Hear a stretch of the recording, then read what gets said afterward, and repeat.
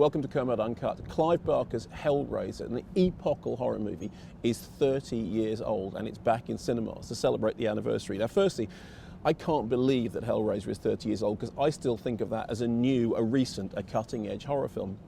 But more importantly, what's astonishing about Hellraiser is just how well it's aged over those years. I imagine that most of you have seen it. It has at its centre, obviously, the figure of Pinhead, played by Doug Bradley. He was a genuine horror icon, up there with Freddy and Jason, an instantly recognisable icon of horror. He leads the Cenobites in this extraordinary, sort of otherworldly, sadomasochistic sequence of scenes which are absolutely quintessentially Clive Barker through and through.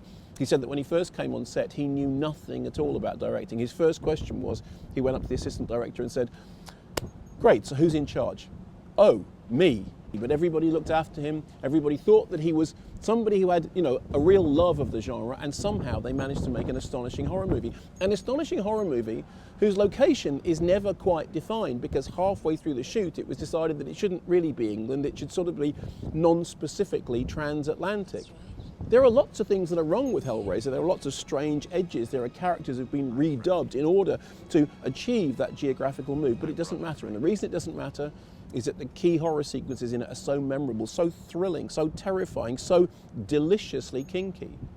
The script was based on a Barker story, The Hellbound Heart. And essentially what Barker managed to do was to take the spirit of that story and put it up there on the screen. Inevitably, he ended up having fights with some of the international censors. They complained that it was too weird, too perverse, too gross. When the film came out on video, the front cover of the video release was censored. There was a piece of skin being peeled back by a hook, and initially it had red blood underneath it. And they had to paint the blood green because somehow that was seen as being less offensive. I remember going to see Hellraiser when it first came out in 1987.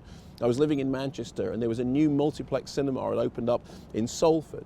And I got a couple of bus rides to get there, and I went to see it on my own, and it was like a Friday night and the cinema was half full, and I just loved it. I couldn't believe how seriously it took its scares. I couldn't believe how brilliantly twisted and perverse it was. I couldn't believe just how much I was enjoying watching this new talent emerging fully formed onto the screen. Barker obviously went on to direct things like Nightbreed and Lord of Illusions, both of which have developed cult followings. And apparently he worked on a script for a reboot of Hellraiser, which has been sort of in the pipeline for about 10 years. But frankly, nothing can top that original.